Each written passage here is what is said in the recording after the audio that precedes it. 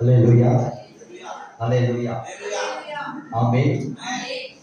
அவரை அன்பு கூர்ந்து இந்த காலை வேளையில வந்திருக்கிற உங்கள் வாழ்க்கையில நிச்சயமாய் கர்த்தருடைய வார்த்தை சொல்லுகிறது, அதிகாலையில் என்னை தேடுகிறவர்கள் என்னை கண்டடைவார்கள். நாள்தோறும் அவருடைய கிருபையானது புதியதாய் இருக்கிறது.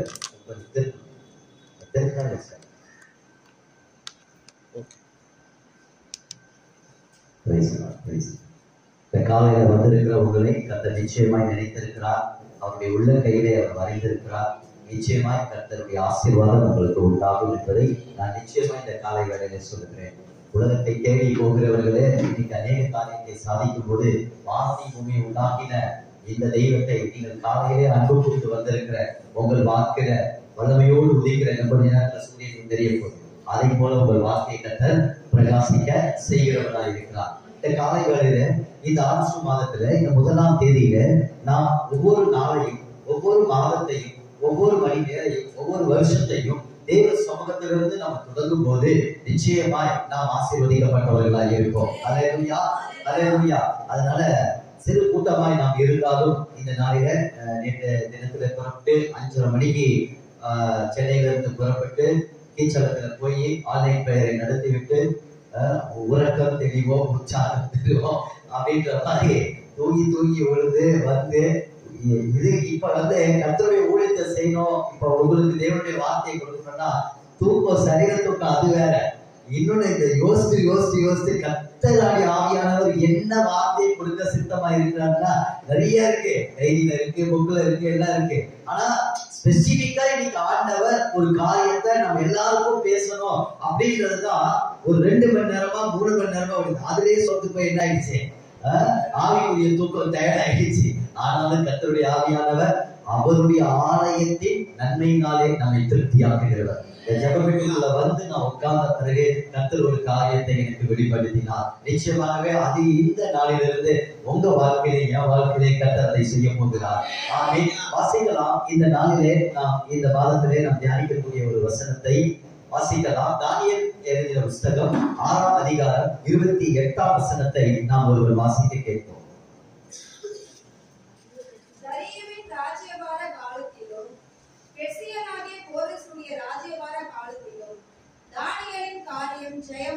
ஆமென், ஆமென், அல்லேலூயா, அல்லேலூயா. தானியேலுடைய காரியம் ஜெயமாய் இருந்தது. கண்களை மூடுவோமா? இந்த வசனத்தை நமக்கு ஆண்டவர் இன்னைக்கு ஆண்டவர் முத்திரை உடைத்து நமக்கு ஒரு ஆசீர்வாதத்தை தரும்படி ஜெபம். எங்களை அதிகமாக நேசிக்கிற எங்கள் நல்ல தகப்பனே, ஒரு 7 மாதங்களை நடத்தி வந்து இந்த 8வது மாதத்திலே 1ஆம் தேதியில முக்கிய சமூகத்திலிருந்து பிரசன்னத்துல உங்களுடைய அரவணைப்புல, உங்களுடைய வழிநடத்துதலை நாங்கள் அமர்ந்திருக்கும்படி நீர் எங்களுக்கு கிருபை தந்திருக்கிறதுக்காக ஸ்தோத்திரம் அப்பா. நீர் எங்களை ஆசீர்வதியும் ஆண்டவரே, நீர் எங்களுக்கு சமாதானத்தை அருளும் ஆண்டவரே, நீர் எங்களுக்கு சந்தோஷமாய், எங்களை மனமகிழ்ச்சியாய் ஆண்டவரே, அந்த சந்தோஷத்தை ஒருவரும் எங்களை விட்டு எடுத்து போடாதபடி ஆண்டவரே, நீர் எங்களுக்காக ஆண்டவரே ஐஸ்வர்யம் உள்ளவராக இருந்தும் எங்களுக்காக சிலுவையிலே தரித்திரராகியே எங்களை ஐஸ்வர்யவான்களாய் மாற்றும்படி ஆண்டவரே, இப்போது உங்களுடைய வசனம் எங்களை ஐஸ்வர்யவானாய் மாற்ற போகிறதற்காக வந்து ஸ்தோத்திரம் அப்பா. வந்திருக்கிற ஒவ்வொரு இருதயத்திற்கு ஏற்ற வார்த்தைகளை எங்களுக்கு தந்து ராஜா, இந்த மாதம் அல்ல ஆண்டவரே, எங்கள் ஜீவனுள்ள நாட்கள் எல்லாம் இந்த வசனத்துடைய நன்மையும் கிருபையும் எங்களை தொடர்ந்து பிடித்துக் கொள்ளும்படியாக கர்த்தர் அனுக்கிரகம் பண்ண வேண்டி ஜெபிக்கிறோம். என்னை மறைத்து நீர் வெளிப்படும் ஆண்டவரே, நான் செருகவும் நீர் பெருகவும் என்னை ஒப்புக் கொடுக்கிறேன். நீங்க பரிசுத்த ஆவியானவர் எங்கள் மத்தியில இன்னைக்கு உங்களுடைய வார்த்தை இருக்கிற அப்பத்திலிருந்து எங்க வெளிப்படுது ராஜா. இந்த கரத்துல தாழ்த்துகிறோம், ஒப்புக் கொடுக்கிறோம். இயேசுவின் மூலம் ஜெபிக்கிறோம் நல்ல பிதாவே. ஆமென், ஆமென். எனக்கு அன்பானவர்களே, தானியேலுடைய காரியம் ஜெயமாய் இருந்தது. ஆமென். ஜெயிக்கிறது எத்தனை பேருக்கு பிடிக்கும்? ஆமென். ஒரு காரியத்தை ஆரம்பிச்ச உடனே அதை ஜெயமா முடிக்கிறது எத்தனை பேருக்கு பிடிக்கும்? அப்ப ஜெயம் என்பது எல்லாரும் ஒரு விரும்பக்கூடிய ஒரு காரியமாய்த்தான் இருக்கிறது. ஒரு சின்ன தொழில் செய்யறவங்க கூட அதை சக்சஸா முடிக்கணும்னு நினைப்பாங்க. அப்படி எல்லா ஈச் அண்ட் எவ்ரிதிங், எந்த மதத்தினரா இருந்தாலும், எந்த தெய்வத்தை அவர்கள் வழிபடுகிறவர்களா இருந்தாலும் அவர்கள் ஜெயத்தை விரும்புகிறவர்களா இருக்கிறார்கள். ஒரு ஸ்போர்ட்ஸ் மேன் எடுத்துக்கோங்க, அவருடைய காரியம் எப்படி இருக்கும்? ஒரு போட்டியில போய் கலந்துக்கும் போது அவர் என்ன செய்வார்? நான் எப்படியாவது ஜெயிக்கணும் அப்படின்னா அவருடைய இருக்கும், எல்லா காரியங்களும் இருக்கும். இப்ப இன்னைக்கு ஒரு அறிக்கையை இந்த காலை வேளையில சொல்றேன். உங்க வாழ்க்கையில அப்படிப்பட்ட ஒரு ஜெயத்தை நீங்க பார்க்காம இருக்கலாம். ஒருவேளை நான் ஜெயத்தை எதிர்பார்த்து இருக்கிறேன், என் குடும்பத்துல ஒரு செழிப்பை நான் விரும்புறேன், என் குடும்பத்துல ஒரு வருமானத்துல ஒரு பெருக்கத்தை விரும்புறேன், ஆண்டவரே என்னுடைய விசுவாசத்தினாலே நான் இந்த உலகத்தை ஜெயிப்பேன்னு நீங்க சொல்லி இருக்கிறீங்களே, அப்படிப்பட்ட அந்த விசுவாசம் எனக்குள்ள கட்டி எழுப்பப்பட்டு நான் ஜெயிக்கிறவனா மாறணும். அப்ப யாரை ஜெயிக்கணும்? பகல்வெளிக்காரத்தை ஜெயிக்கணுமா, இல்ல முகேஷ் அம்பானியை ஜெயிக்கணுமா, இல்ல ஒருத்தரை பார்த்து போட்டி பொறாமப்பட்டு இவனோட நான் மேல வரணும், அவனோட மேல வரணும், அப்படி ஜெயிக்கணுமா? அந்த ஜெயத்தை குறித்து இங்க கர்த்தர் நமக்கு சொல்லல. அந்த ஜெயத்தை இயேசு நமக்கு கொடுக்க போறது அல்ல. சாத்தானை ஜெயிக்கிற ஒரு ஜெயத்தை உங்களுக்கு கொடுக்கிறார். ஆமென்.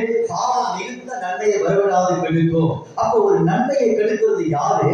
வானத்துக்கும் பரலோகத்தில் இருக்கிற தேவனுக்கும் இந்த பூமியில தேவனுடைய சபையானது அந்த நன்மையை பெற்றுக்கொள்ள தடையா இருக்கிறது யாரு? சத்துருவின் கூட்டம், அந்த கால லோகாதிபதி. ஒருவேளை இன்னைக்கு 3 வருடம் இந்த ஆலயத்தை கெட்ட தாமதித்துக் கொண்டு இருக்கலாம். ஒருவேளை அது தாமதித்தாலும் அந்த தரிசனம் நிறைவேறும், அது மகிமையா இருக்கும், அது ஜெயமா இருக்கும் அப்படின்னு சொல்லி பார்க்கிறோம். அப்ப அந்த தடை பண்ணுகிற உங்க குடும்ப வாழ்க்கையில, உங்க பிள்ளைகள் வாழ்க்கையில, உங்க தொழில கர்த்தர் ஜெயத்தை வைத்திருக்கிறார். ஆனா அந்த ஜெயத்துக்கு தடையா இருக்கிறது யாரு? அந்த கால லோகாதிபதி. இவன் தான் தடையா இருக்கிறான். இன்னைக்கு அந்த தடைகள் உடைக்கப்பட போகிறது. ஆமென். அல்லேலூயா. அப்ப ஏன் அப்படி சொல்றேன் அப்படின்னு சொன்னா, யாக்கோபு 1:17 வேதம் சொல்லுகிறது, நன்மையான எல்லா ஈவுகளையும் பிதாவின் இடத்திலிருந்து தான் ஒரு பிள்ளைகளுக்கு இறங்கி வருகிறது. அப்ப ஆவிக்குரிய வாழ்க்கையில நீங்க வரங்களினால நிரப்பப்படுவது எதனால? அந்த பூரண வரங்களும் பிதாவின் இடத்திலிருந்து தான் வருகிறது. அப்ப ஆவிக்குரிய வாழ்க்கையில ஆசீர்வாதமும் சகலத்துக்குரிய நன்மையும் நீங்கள் ஜெயமாய் பெற்றுக் கொள்வதற்கு எங்கிருந்து தான் வரணும்? அந்த நன்மை பரலோகத்தின் தேவனிடத்திலிருந்து தான் வரணும். அப்ப தேவனிடத்திலிருந்து ஒரு நன்மையை வரவிடாதபடி எந்தெந்த விதத்துல தடை பண்ணுவானோ எல்லாம் தடை பண்ணுவான். ஆனா தானியேலுடைய காரியம் பாருங்க, 2 ராஜ்ய பார காலத்தில், தருவின் ராஜ்ய காலத்திலும் அதுக்கடுத்து பெர்சியாவின் கோரேசுடைய ராஜ்ய காலத்திலும் தானியேலுடைய காரியம் ஜெயமா இருந்தது. அப்ப அவருடைய ஜெயத்திற்கு பின்னாடி இருந்த ரகசியம் என்ன? ஏன் தானியேல் காரியம் இன்னைக்கு நம்ம அந்த இடத்துல நம்ம பேரை போட்டு இன்னைக்கு நம்ம கடைசியா ஒரு அறிக்கை செய்யணும். உங்க பேரை நீங்க அதுல போட்டு சொல்ல போறீங்க. இனிமேட்டு அதுதான் உங்க விசுவாசமா மாறப்போகுது. இதுல இருந்து நான் சொல்றேன், தானியேல் நீங்க படிக்க கூடாது, அதுல உங்க பேரை போட்டு படிக்க. அப்ப அதோடைய ரகசியம் என்ன? என்ன ரகசியம்? தானியேலுடைய காரியம் ஜெயமா இருந்ததுக்கு ரகசியம் என்ன? அந்த கீவேர்டை சொல்லிட்டு தானியேல் என்ன செஞ்சாரோ அதை நம்ம வாழ்க்கையில செய்யும் போது அந்த ஜெயத்தை கர்த்தர் நமக்கு கொடுக்க வல்லவரா இருக்கிறார். அப்போ வாக்குத்தத்தம் கொடுக்கப்பட்டுருச்சு. இந்த வாக்குத்தத்தத்தை பெற்றுக் கொள்வதற்கு யார் செயல்திறனா மாறணும்? நீங்களும் நானும் தான் மாறணும். உட்கார்ந்துட்டே வாக்குத்தத்தம் நிறைவேறனா நிறைவேறாது. எழும்பி காரியத்தை நடத்து, கர்த்தர் உன்னை ஜெயமாய் நடத்துவார். அல்லேலூயா, அல்லேலூயா. அப்ப பாருங்க, அதே அதிகாரம் 6வது அதிகாரத்துல 3வது வசனத்தை யாராவது வாசிங்க.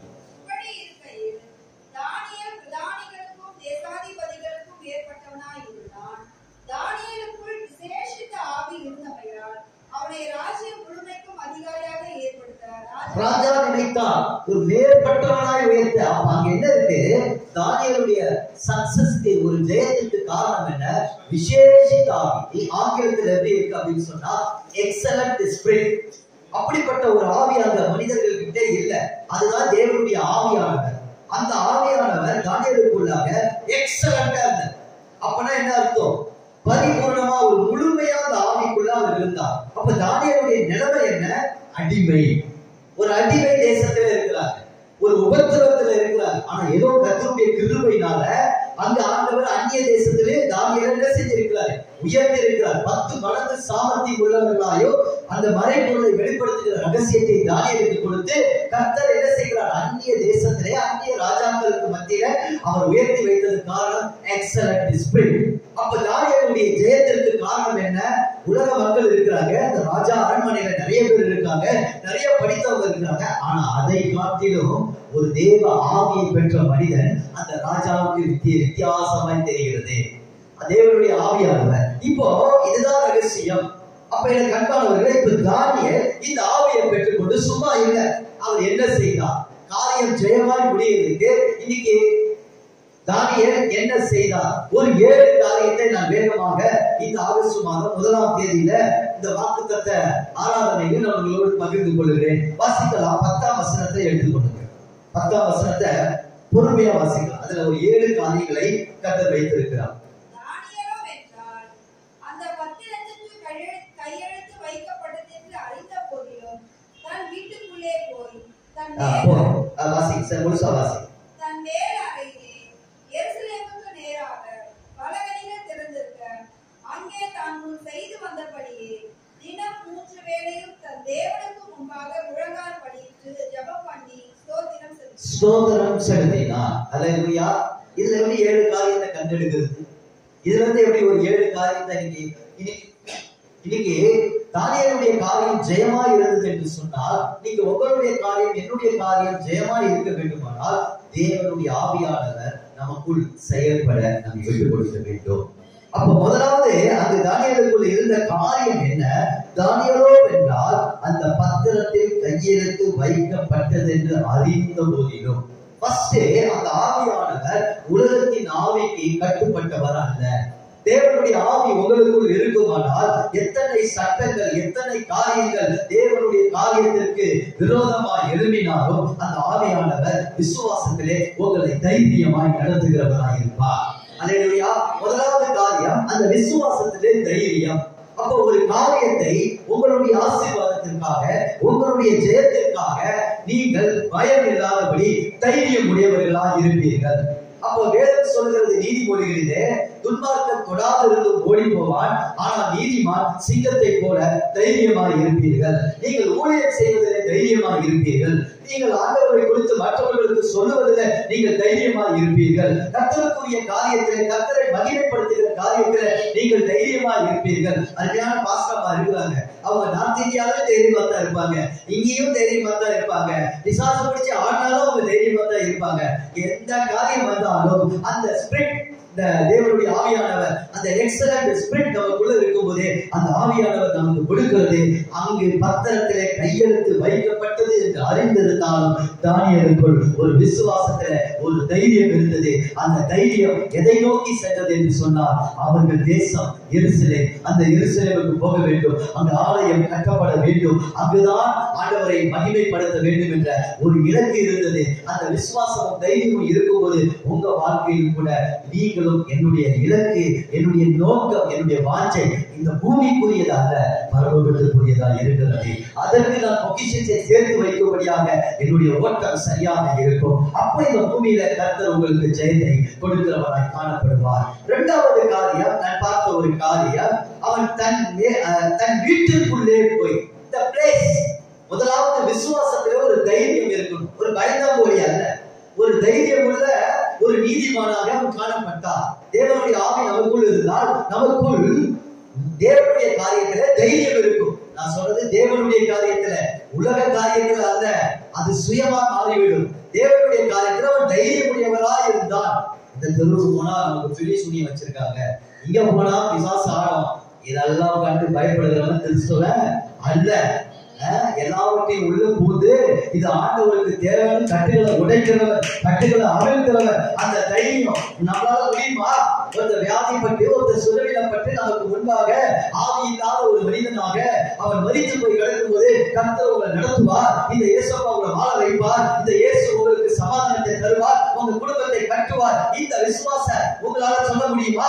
என்னால சொல்ல முடியுமா? தேவனுடைய ஆவி நமக்குள் வைராக்கிய வாஞ்சியாக இருக்கும்போது கட்டாயம் நம்மளால மற்றவர்களுக்கு சொல்ல முடியும். அந்த தைரியத்தோடு அவன் இருந்தான். இரண்டாவது பாருங்க, அவன் வீட்டிற்குள் போனான், ஒரு பிளேஸ். அப்போ தானியேலுடைய பிரதான காரியம் ஜெபம். அப்ப பாருங்க, ஜெபம் இல்லைன்னா ஜெயம் இல்லை. அப்போ ஒரு குறிப்பிட்ட இடத்தை தெரிவு செய்தான். அவன் எங்க சொன்னான்? வீட்டுக்குள் போய் ஒரு பிளேஸ். ஆண்டவர் உங்களோடு கூட கட்டாயம் நம்முடைய ஆவிக்குரிய வாழ்க்கையில ஒரு இடத்தை ஆண்டவர் வைத்திருப்பார். அது உங்கள் ஆலயமா இருக்கலாம், இல்ல உங்க வீட்டு மேல்வீடா இருக்கலாம், இல்ல உங்க வீட்டுல ஒரு அறை இருக்கலாம். ஏதோ ஒரு இடம், கட்டாயம் ஒரு இடத்தை ஆண்டவர் வச்சிருப்பார். வீட்டுக்குள் போய் அனுதினமும் அந்த ஒரு பிளேஸ், கரெக்டா அந்த இடத்துல அவன் ஆஜராகக்கூடியவனாய் இருந்தான். மூணாவது காரியம் பாத்தீங்கன்னா, தன் நேர் அறையிலே எருசலேமுக்கு நேராக பலகணிகளை திறந்து, சும்மா போலங்க ரேண்டமா ஏதோ பாஸ்டர் சொல்லிட்டாரு, பாஸ்டர் வந்து ஜெபிச்சாதான் உங்களுக்கு ஆசீர்வாதம் சொல்லிட்டாரே, அதனால அல்ல. அந்த ஜெபத்தில் ஒரு தரிசனம் இருந்தது. அந்த ஜெபத்தில் ஒரு தரிசனம் இருந்தது. தேவனை நோக்கி பார்த்து வேண்டுதல் செய்வதிலே ஒரு தரிசனம் இருந்தது, ஒரு பாவம் இருந்தது, ஒரு அர்ப்பணிப்பு இருந்தது, ஒரு தியாகம் இருந்தது.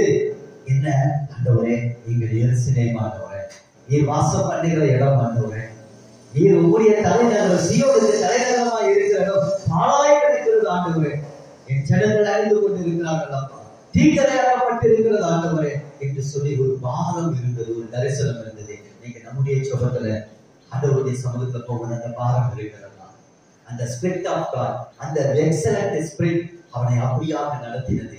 எருசலேமை குறித்த ஒரு பாரம் தரிசனம் இருந்தது. பலகைகளை திறந்திருக்க அங்கே தான் முன் செய்து வந்தபடியே என்ன செய்தாரா? தினம் 3 வேளையும் தன் தேவனுக்கு முன்பாக. அப்போ அங்கே தான் முன் செய்து வந்தபடியே. நீங்க நிறைய பேரு நீங்க காலையில போனோம், அவங்க வாழ்க்கையில சொன்ன விஷயம் என்ன தெரியுமா? ஒரு பேர் கேட்கும் போது அவங்க ஜெபத்திலே அழுது கேட்டது என்ன தெரியுமா? எங்களால முன்ன மாதிரி ஜெபிக்க முடியலையே ஆண்டவரே, முன்ன மாதிரி எங்களால வழக்கால் பண்ணிட முடியலையே ஆண்டவரே, அதுதான் கேட்டாங்க. ஆனா தானியேல் கிட்ட ஒரு பழக்கம் இருந்தது, தான் முன்பு இருந்தபடியே. அப்பனா அந்த ஆதி அன்பை அவன் விட்டு விடல. ஆதி அன்பை அவன் விட்டு விடல. நீங்க கஷ்டத்துல இருந்த போது, நெருக்கத்துல இருந்த போது இவ்வளோ செழித்திருப்பீங்க. அந்த ஜெபம் எங்க போச்சு? எவ்வளவு நம்ம வாழ்க்கையில உபத்திரவங்கள் காணப்பட்ட போது நீங்க மற்றவங்களுக்காக எவ்வளவு பாரப்பட்டு ஜெபித்திருப்பீங்க. அன்னைக்கு உங்க சிறையில் பட்டத்தை திரும்பி கொடுத்தாரு. இன்னைக்கு ஏன் அந்த பாரம் இல்லை? இன்னைக்கு ஏன் அந்த கரிசனை இல்லையே? இந்த இறக்க இல்லை? ஆவியானவர் நம்ம விட்டு வெளியே போயிட்டாரா? இல்ல, அந்த ஆவியானவர் நமக்குள்ளே இருக்கிறார். நரகுத்துங்க, அவரை எழுப்புங்க. அன்னைக்கு தாரையா கண்ணீர் விடுத்தது. இன்னைக்கும் நான் தேவ சமூகத்துல ஒரு சிறு பிள்ளையை போல நான் அழுகிறவனா இருக்கிறேன். ஏதாவது ஒருத்தர் குறித்து ஆண்டவர் பாரம் கொடுத்துட்டாரு அப்படின்னு சொன்னா அவங்களுக்கு ஆசீர்வாதத்தை ஆண்டவர் பெற்றுக் கொடுக்கிற வரைக்கும் நான் கண்ணீரோடு இன்னைக்கும் எனக்கு அந்த பாரம் என்னை விட்டு நீங்கள், அதனாலதான் நான் நிக்கிறேன்னு நினைக்கிறேன். இல்லைன்னா நான் எப்பயோ விழுந்து போக வேண்டிய ஆளு.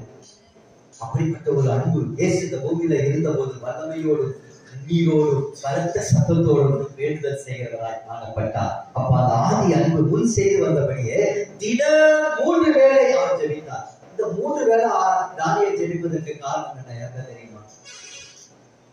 இந்த 3 வேளை ஏன் தானியேல் ஜெபித்தார்? 3 வேளை ஜெபித்தார். இப்ப நம்ம 3 வேளை ஜெபிக்கணுமா? சில பேர் சொல்றாங்க அந்தி சந்தி மத்தியான வேலையில தாவீது துதித்தார் அப்படிங்கிறாங்க. இதெல்லாம் பழைய ஏற்பாடு. புதிய ஏற்பாட்டுல ஜெபம் எப்படி ஜெபம் கொடுக்கப்படும்? இடைவிடாமல் ஆவியோடும் உண்மையோடும் இடைவிடாமல் ஜெபம். இப்ப நம்ம பிறந்ததுல இருந்து இன்னைக்கு வரைக்கும் இடைவிடாம செய்யற காரியத்தை யாராவது சொல்லுங்க. சாப்பாடு கூட ஸ்கிப் பண்ணிடலாம். இன்னும் முக்கியம் அவருக்கு ஒரு கை கட்டுங்க. கட்டாயம் ஒரு வாழ்க்கையில் அந்த ஒரு பெரிய ஜெயத்தை கொடுக்கும். மூச்சு காத்த ஒரு வேலை சாப்பாடுல ஒரு வேலை நிறுத்திடலாம். மூச்சு காத்த அதாங்க இடைவிடாம ஜெபம். இந்த மூச்சு காத்த கொடுத்தவர் தேவன். நான் மூச்சை விடும்போது இயேசு, மூச்சை இழுக்கும் போது இயேசு. எப்போதும் ஒரு வழிகளை அவரை நினைத்துக் கொண்டே இருங்கள். கர்த்தர் உங்கள் பாதைகளை செவைப்படுத்துவார். அவன் நீதிமானின் பாதையை எப்படி செவைப்படுத்துவார்? அவரை இடைவிடாமல் சோதனத்தோடு விண்ணப்பத்தோடு அவரை நினைத்துக் கொண்டே இருங்கள். அப்போ தானியேல் 3 வேளை ஜெபித்ததற்கு காரணம் என்ன? எனக்கு அன்பானவர்களே, அவர் ஆபிரகாமின் தேவன், அவர் ஈசாக்கின் தேவன், அவர் யாக்கோபின் தேவன். ஆபிரகாம் காலையிலே ஜெபித்தார், ஈசாக்கு மாலையிலே ஜெபித்தார், யாக்கோபு இரவிலே ஜெபித்தார். இந்த முற்பிதாக்களை போல அவரும் 3 வேளை இரவிலும் மாலையிலும் அவர் எப்போது எருசலேமை நோக்கி ஜெபிக்கிறவராய் இருந்தார். ஆனா இதே இன்னைக்கு நமக்கும் எப்படி இருக்கணும்? இடைவிடாமல் ஜெபிக்கிறவர்களாய் நாம் காணப்பட வேண்டும். அப்புறம் 6வது காரியம், தேவனுக்கு முன்பாக முழங்கால் படித்தார். எவ்வளவு பெரிய ஸ்டேட்டஸ்ல ஒரு பிரதம மந்திரி ஸ்தானத்துல இருக்கிறவர் தானியேல். ஆனா தேவனுக்கு முன்னாடி எப்படி இருந்தாரு? ஆனா இன்னைக்கு நம்ம அந்த அளவுக்கு முழங்கால் படிக்கிறது என்பது தாழ்மையை குறிக்கிறது. இந்த தானியேலுக்குள்ளாக அந்த தாழ்மை இருந்தது. தேவனுடைய ஆவி நமக்குள் இருந்தால் அந்த தாழ்மை நமக்குள் வரும். முடியாத பட்சத்துல நின்று ஜெபிக்கலாம், தப்பு கிடையாது. முடியாத பட்சத்துல உட்கார்ந்து ஜெபிக்கலாம். முடிகிற பட்சத்துல முழங்கால உடைக்கி இந்த நெத்தி எங்க படணும் தெரியுமா? தரையில படணும். நானும் அப்படிதான் சொல்லுவேன். தனி வீட்டுல இன்னைக்கெல்லாம் சில நேரங்களில் சேர் போடுறதுனால இடம் இருக்காது. இதாவது தேவனே உங்களை ஸ்தோத்தரிக்கிறது தரையில கம்முன்னு நினைக்கிறேன். இதாவது குமாரனாகிய இயேசுவே உங்களை ஸ்தோத்தரிக்கிறது சொல்லி கம்முன்னு நினைக்கிறேன். மசுத்தாவை கண்டு கண்டு எங்களை மாம்சத்தின் இச்சைக்கு கண்களின் இச்சைத்துக்கும் ஜீவனத்தை பெருக்கி விளக்கி காக்கிறவரே அப்படின்னு சொல்லி நினைக்கிறேன். என்னை தாழ்த்துகிறேன் ஆண்டவரை நமக்கு முன்பாக என்று சொல்லி இதை இன்னொருத்தங்க செஞ்சுக்கிட்டு இருக்கிறாங்க. அவங்க நெத்தியிலும் தடுப்பு இருக்கு, நமக்கு முட்டியிலையும் தடுப்பு இல்லை, நெத்தியிலையும் தடுப்பு இல்லை. எங்கேயாவது ஆக்கி வாங்கிதான் தடுப்பாரு தொடரலாம். ஆனா இன்னைக்கு அதை மாற்ற போகிறார் ஆண்டவர், ஜெயமாக மாற்றுவார். அப்ப அதை பாருங்க, தேவனுக்கு முன்பாக தாழ்மை படம் ஒரு ஆயக்காரனை போல ஆறுகளை அடித்துக் கொண்டு இன்னைக்கு அப்படி அழுது கொள்ளுகிற அந்த ஆத்துமாக்களை கர்த்தர் தேடுகிறார். கடைசியாக பாருங்க, ஸ்தோத்திரம் பண்ணி செலுத்தினார். தேவனுக்கு ஸ்தோத்திரம் செலுத்துங்க, தேவனுக்கு ஸ்தோத்திரம் செலுத்துங்க. கர்த்தருக்கு ஸ்தோத்திரம் செலுத்துவது அவருக்கு எல்லாவற்றுக்கும் நீங்க ஸ்தோத்திரம் செலுத்தினார். தேவ சித்தமா இருக்கிறது உங்களை குறித்து என்று சொல்லி ஒழுங்கு சொல்லிக்கிற 5:19 நினைக்கிறாங்க சொல்லப்பட்டிருக்கிறது. 7 காரியத்தை மறுபடியும் நம்ம பார்க்கலாமா? முதல் காரியம் என்ன? விசுவாசத்திலே தைரியம் உடையவனாக இருக்கிறோம். அந்த ஆவி, தேவனுடைய ஆவி இரண்டாவது எப்படி நடந்துச்சு அவரை? இரண்டாவது காரியம் ஒரு பிளேஸ், ஒரு இடம். கர்த்தருடைய சமூகத்தை தேடுவதற்கு ஒரு இடத்தை வச்சிருந்தார். மூணாவது காரியம் என்ன? எருசலேம் ஒரு வானம், ஜெபத்துல ஒரு வானம் இருந்தது, ஒரு தரிசனம் இருந்தது. ஒரு காரியத்தை குறித்து அவன் தாவீது சொல்றாங்க, ஒன்றை நான் கேட்டேன், அதையே நாடினேன், உங்களுடைய மகிமையை நான் பார்க்கும்படி. அதுக்கு அடுத்த அதிகாரத்துல 28:7 வருது, இது 27 வருது, அது 28:7 வருது. என் இறுதி கர்த்தரை நம்பி இருந்தது, நான் சகாயம் பெற்றேன், கர்த்தரை பிடிக்கிற பாட்டு என் வாயிலே இருந்தது என்று சொல்லுகிறார்.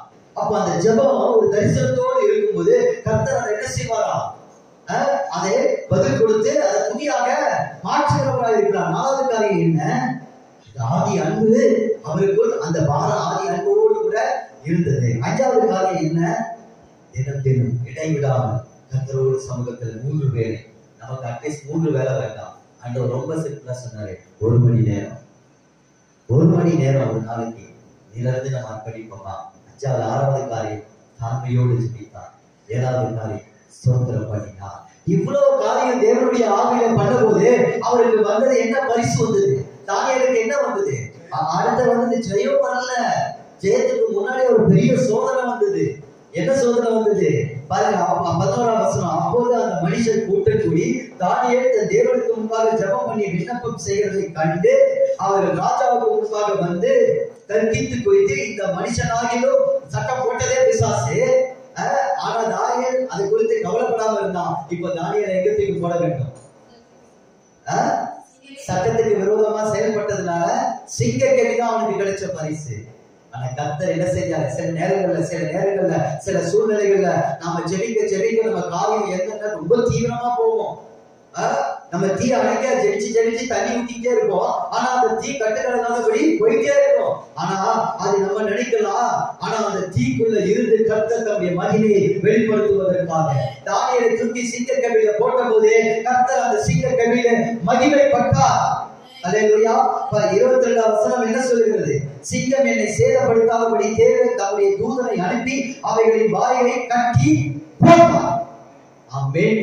நீங்க ஜெபிக்கிறவங்களா இருந்தீங்கன்னா அந்த காரியம் முதலாவது என்ன செய்ய தெரியுமா? சாத்தானுடைய காரியத்தை கட்டி போடும். முதல் உங்க சாத்தானை தான் கர்த்தர் கட்டுவார். உங்க ஆசீர்வாதத்துக்கு தடையான காரியங்களை தான் கட்டுவார். அதனாலதான் பவுல் சொல்லுகிறார், அந்த சிங்கம் என்னை சேதப்படுத்தாதபடி கர்த்தர் அதை என்ன செய்தார்? ஒரு அற்புதமான வார்த்தை வரும், என்ன?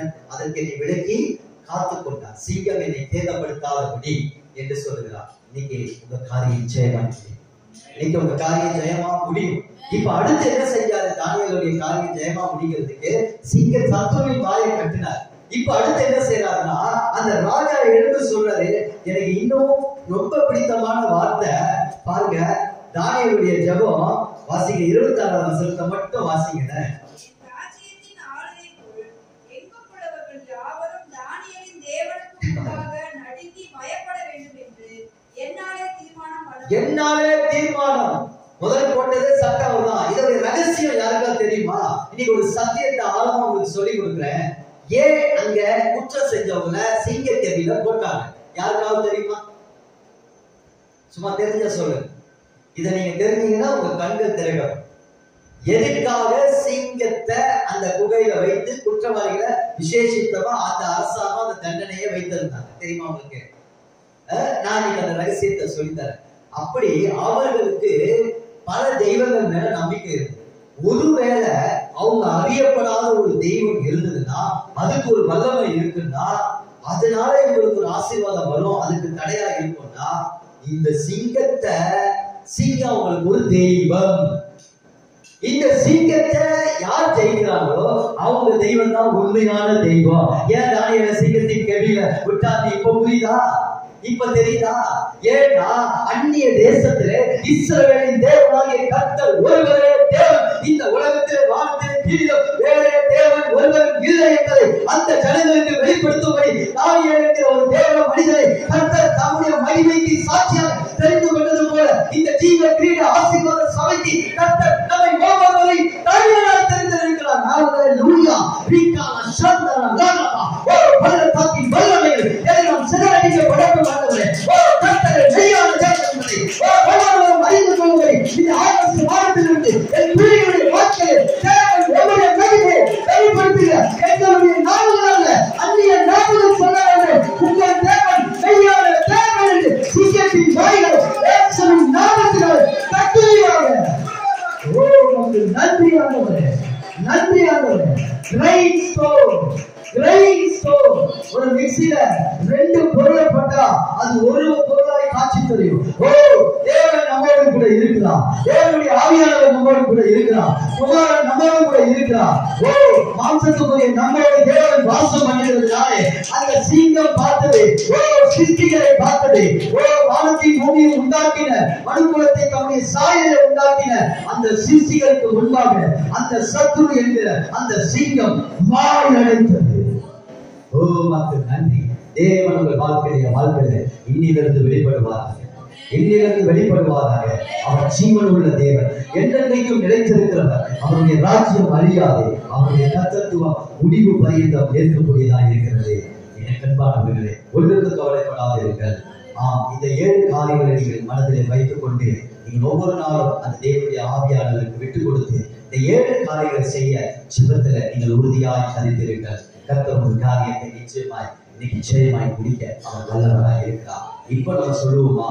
ஒவ்வொருத்தரும் ஒரு அறிக்கை செய்வோமா? கடைசி அறிக்கை செய்து நாம ஜெபித்து நம்ம முடிய இருக்கிறோம். 28வது வசனத்தை நம்ம வாசிக்கலாமா? கடைசி பகுதியை நம்ம வாசிக்கலாமா? உங்க பேரை நீங்க சொல்லணும். 3 முறை நம்ம சொல்லணும். 3 முறை சொல்லணும். இந்த மாதத்துல இருந்து இன்னிலிருந்து ஒரு ஜெயிக்கிறவர்களா கர்த்தர் நம்முடைய விசுவாசத்தை தொடங்குகிறவர்களா இருக்கிறார். கடந்த நாட்கள் விட்டுருங்க. மனுஷனை நம்பி அதை நம்பி இதை நம்பி விட்டுருங்க. இந்த மாதத்துல இருந்து கர்த்தர் இந்த காரியத்தை வாசிக்கலாமா? 3 முறை. இஸ்ரவேலின் காரியம் ஜெயமாயிருக்கும். இஸ்ரவேலின் காரியம் ஜெயமாயிருக்கும். இஸ்ரவேலின் காரியம் ஜெயமாயிருக்கும். ஜீவ கிரீட ஆசீர்வாதத்தின் சபையின் காரியம் ஜெயமாயிருக்கும். கண்களை மூடுவோமா? ஒரு சிறிய ஜெபத்தோடு நம்ம இன்னைக்கு முடிக்கிறோம். நீங்கள் அன்பின் நல்ல தகப்பனே, இந்த ஆகஸ்ட் மாதம் 1ஆம் தேதியில தானியேலுடைய காரியம் ஜெயமாயிருந்தது என்று சொல்லி நாங்கள் பார்த்தோம். ஆண்டவரே, எங்களுடைய காரியமும் அந்த தேவனுடைய ஆவியினாலே வழிநடத்தப்படுவானால், அந்த தேவனுடைய ஆவியானவர் எங்களை ஆண்டவரே உறுதியாய் இந்த 7 நிலைகளில் எங்களை நடத்துவீர் என்று சொன்னார். இன்னைக்கு ஆண்டவரே, இங்க வந்திருக்கிற ஒவ்வொரு குடும்பங்களின் காரியங்களையும் ஆண்டவரே, தனித்தனி ஒவ்வொரு பேர்களிலும் இருக்கக்கூடிய பிரச்சனைகளின் காரியங்களும், பிள்ளைகளை குறித்த காரியங்களும், பிள்ளைகளுடைய படிப்பு, தொழில் சம்பந்தமான திருமண காரியங்களிலும் ஆண்டவர் எல்லாவற்றிலும் ஒரு ஜெயத்தை என் ஆண்டவர் அப்பாவுடைய பிள்ளைகளுக்கு தருவீராக. ஆவிக்குரிய வாழ்க்கையில் கூட இன்னும் ஒரு எழுப்புதலை உடைய பிள்ளைகள் ஜெயமாய் கொடுக்க கர்த்தர் கிருபை செய்வதற்காக நன்றி அப்பா. 1 கொரிந்தியர் 15:57 வாசிக்கிறோம். எல்லாவற்றையும் பிதாவாகிய தேவன் இயேசு கிறிஸ்துவின் மூலம் நமக்கு ஜெயம் கொடுக்கிறபடினாலே உமக்கு ஸ்தோத்திரம். ஜீவக்கிரீட ஆசீர்வாதத்தின் சபை போதகருடைய காரியங்கள், அவருடைய முயற்சிகள் எல்லாவற்றையும் கர்த்தர் இந்த நாள் வரைக்கும் ஜெயமாய் கிறிஸ்து முன்னின்று நடத்தி கொடுத்ததற்காக ஸ்தோத்திரிக்கிறோம். இனியும் கர்த்தர் ஆண்டவரே அப்பா, அந்த ஆலயம் கட்டுகிற காரியமும் இந்த மார்க்கத்திலே கர்த்தரை ஜெயமாய் முடித்து கொடுக்க போகிறதற்காக ஸ்தோத்திரம். பிரதிஷ்டை தேதியை கர்த்தர் ஜெயமாய் நடத்தி கொடுக்க போகிறதற்காக ஸ்தோத்திரம். போதகர் ஐயாவையும் போதகர் அம்மாவையும் கொடுத்திருக்கிற பிள்ளைகளையும் அவர்களுடைய காரியங்கள் எல்லாவற்றையும் கர்த்தர் ஜெயமாய் நடத்துவதற்காக ஸ்தோத்திரம். எங்களுக்கு ஜெயம் கொடுக்க தேவனுக்கு ஸ்தோத்திரம். ஜெயமாய் நடத்துங்க. தாழ்த்தி ஒப்புக் கொடுக்கிறோம். நீங்க ஆளுகை செய்து நடத்துங்க. இயேசுவின் மூலம் பிதாவே. ஆமென்.